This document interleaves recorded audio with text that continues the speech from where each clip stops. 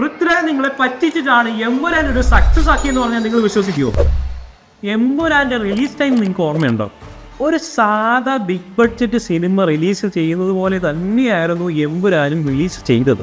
സിനിമയിലെ ടെക്നിക്കാലിറ്റീസും അപ്പോൾ തന്നെ ഷൂട്ടിംഗ് സെറ്റിൽ നടന്നിട്ടുള്ള ഇൻസിഡൻസും ഒക്കെ പങ്കുവച്ചാണ് അവരുടെ പ്രമോഷൻ സ്റ്റാർട്ട് ചെയ്യുന്നത്. പക്ഷെ സാധാ ഒരു ബിഗ് ബഡ്ജറ്റ് സിനിമയായിരുന്ന എമ്പുരാൻ എങ്ങനെ ഇത്ര വലിയ ഗ്രേറ്റ് സക്സസ് ആയി പറയാം? പൃഥ്വിരാജ് ഒരു ജീനിയസ് ആയിട്ടുള്ള ഒരു ഡയറക്ടർ മാത്രമല്ല, he has a great knowledge in marketing and psychology. Cinema റിലീസായതിനു ശേഷമാണ് യഥാർത്ഥ മാർക്കറ്റിംഗ് നടന്നത്. അതിനായിട്ട് പൃഥ്വിരാജ് ഉപയോഗിച്ചത് ഏറ്റവും ലേറ്റസ്റ്റ് ട്രെൻഡിങ് ടെക്നിക്കായിട്ടുള്ള ഷോക്ക് മാർക്കറ്റിംഗ് ടെക്നിക്കാണ്. എൻ്റെ സൊസൈറ്റിയെ ഡെലിബറേറ്റ്ലി, അതായത് മനഃപൂർവ്വമായിട്ട് ട്രിഗർ ചെയ്യുന്നതിനെയാണ് ഈ ഷോക്ക് മാർക്കറ്റിംഗ് ടെക്നിക്ക് എന്ന് പറയുന്നത്. പക്ഷെ പൃഥ്വിരാജ് എങ്ങനെയാണ് ഇത് ചെയ്തതെന്നല്ലേ പറയാം. ഏറ്റവും കോൺട്രവേഴ്ഷ്യൽ ആയിട്ടുള്ള ഗുജറാത്ത് കലാപവും മുല്ലപ്പെരിയാർ ഇഷ്യൂവും തന്റെ സിനിമയിൽ ഉൾപ്പെടുത്തി ഒരു സ്പാർക്ക് ഇട്ടിട്ട് പുള്ളി അങ്ങോട്ട് മാറിയിരുന്നു. BJP അതിനെ ഒപ്പോസ് ചെയ്തു, ലെഫ്റ്റ് പാർട്ടി അതിനെ സപ്പോർട്ട് ചെയ്തു, അപ്പോൾ തന്നെ കോൺഗ്രസ് പാർട്ടി അതിനെ ഡിഫെൻഡും ചെയ്തു. ലോകത്തിൽ ഇതിനെപ്പറ്റി കണ്ടിട്ടോ കേട്ടിട്ടോ അറിഞ്ഞിട്ടോ ഉള്ളവർക്ക് ഇതിനെപ്പറ്റി ഒപ്പീനിയൻ ഉണ്ടായി, അവരത് വിവിധ മാധ്യമങ്ങളിൽ രേഖപ്പെടുത്തുകയും ചെയ്തു.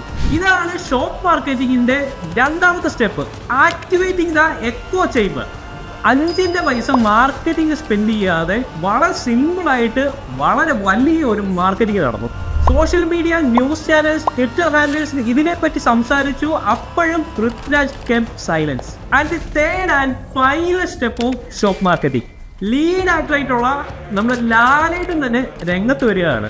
ഒരു റിഗ്രറ്റ് നോട്ടും കൂട്ടത്തിൽ 17 കട്ട്സിന്റെ അനൗൺസ്മെന്റും. ഈ 17 കട്ട് നടക്കുന്നതിന് മുന്നേ തിയേറ്ററിൽ വന്ന് സിനിമ കാണാൻ വേണ്ടിയിട്ടുള്ള ജനപ്രവാഹം ഉണ്ടായി. ഇതിനെയാണ് സ്പേസ് ആൻഡ് എഫക്റ്റ് എന്ന് പറയുന്നത്. നമ്മൾ ഡെലിബറേറ്റ്ലി ഒരു കാര്യത്തെ ഹൈഡ് ചെയ്യാൻ ശ്രമിക്കുമ്പോൾ കൂടുതൽ എക്സ്പോസ്ഡ് ആവും, കൂടുതൽ കാണാനുള്ള ടെൻഡൻസി ഉണ്ടാവും. അങ്ങനെ ഈ വർഷത്തെ ഏറ്റവും കൂടുതൽ കളക്ഷൻ നേടിയിട്ടുള്ള ചിത്രമായിട്ട് എമ്പുരാൻ മാറി. നാഷണലിസ്റ്റ് ഇതിലൊരു പ്രൊപ്പഗണ്ട കണ്ടപ്പോൾ, പ്രൊഡ്യൂസേഴ്സ് ഇതിലൊരു ക്രൗഡ് കണ്ടപ്പോൾ, ഞാൻ ഇതിൽ കണ്ടത് ഒന്നാം തരം മാർക്കറ്റിംഗ് ടെക്നിക്കാണ്. നിങ്ങൾക്ക് ഉപയോഗിക്കാൻ പറ്റുന്ന വളരെ മനോഹരമായിട്ടുള്ള ഒരു കിടിലൻ ടെക്നിക്.